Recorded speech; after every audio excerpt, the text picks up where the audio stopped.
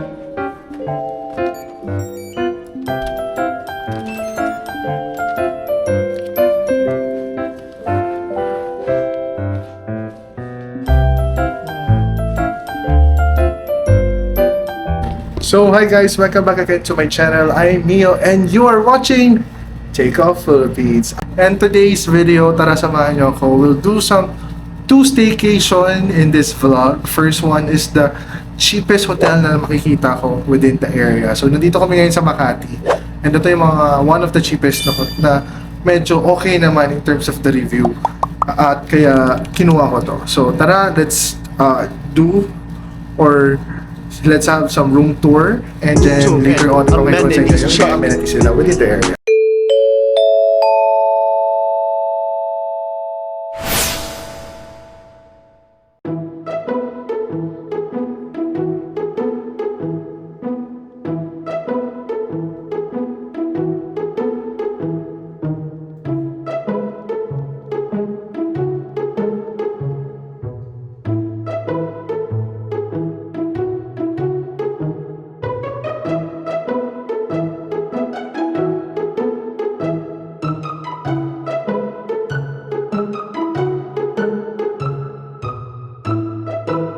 Okay, so pakita ko lang sa inyo guys, may salamin dito.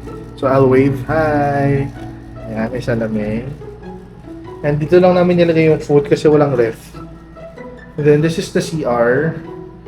So, quick check natin. Okay, malinis naman siya guys. Hindi naman siya mukhang madungis. Dito na clean and sanitize. So meron silang libreng personal care kit and sabon. Pero for us, nagdadala na rin kami. Then for the room itself, this is the room. Sobrang spacious niya guys.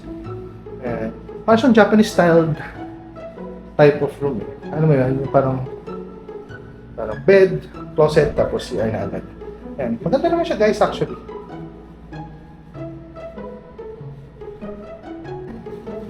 And then may mga sabitan pa dito guys. And syempre, ito yung closet. May closet and yan. Safe. May safe sila dito. So sobrang luwag niya guys for a standard room.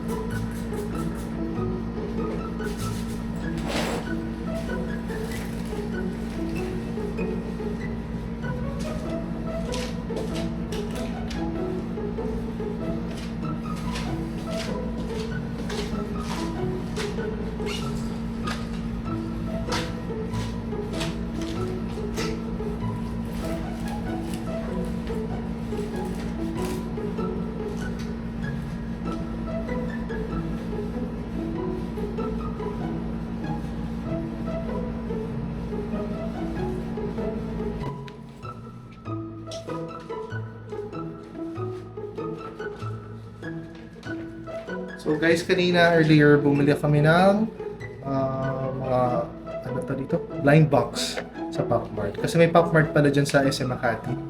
So yun. Kumabay kami sa Red Ed. Bumili kami ng mga blind box.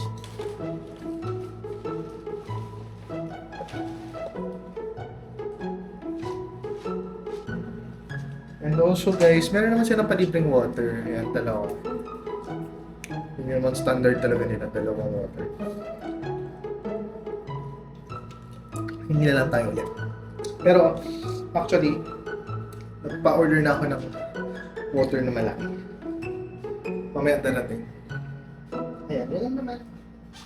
Later lang ulit guys.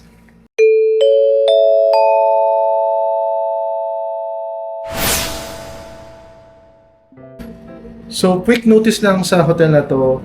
Upon checking sa mismong hotel, nakita ko na wala silang slippers na binibigay for their vacationers or bakasyonista.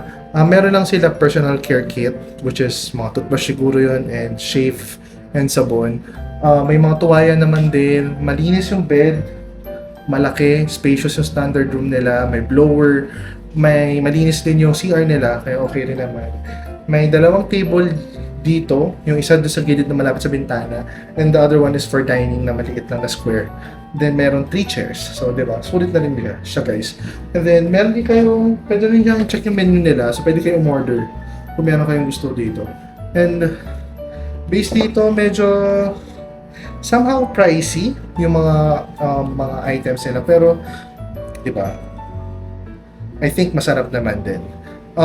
Tomorrow, itatry namin yung breakfast nila. Pero so far, sa breakfast, ang ino-offer naman nila is Filipino breakfast. So hopefully, masarap siya. So yun, abangan nyo yan bukas kung ano pa yung aabangan nyo or makikita nyo dito sa Eurotel Makati.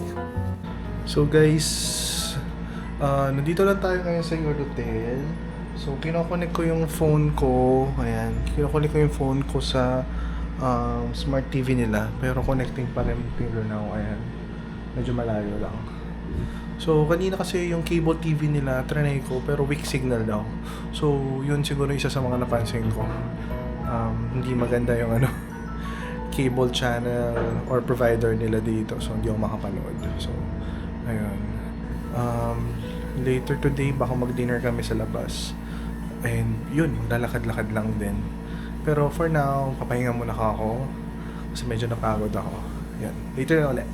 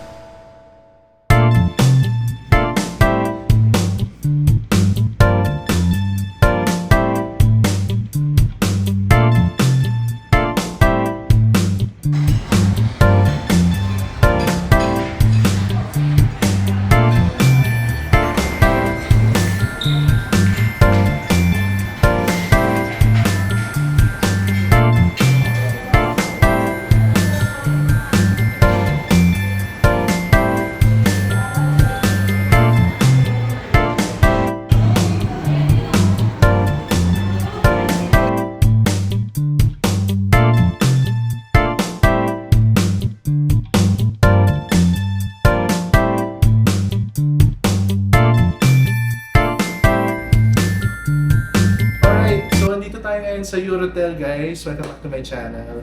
So, earlier today, pinakita ko sa inyo yung quick room tour dito. So, meron naman silang blower, meron malinis naman yung CR, madaming cabinet and sabitan ng mga damit. Meron silang charger and USB port, yun ang mahalaga. And kung makikita nyo rin guys doon, ang ganda ng switch nila. May indicator talaga ng mga pailaw sa toilet and all.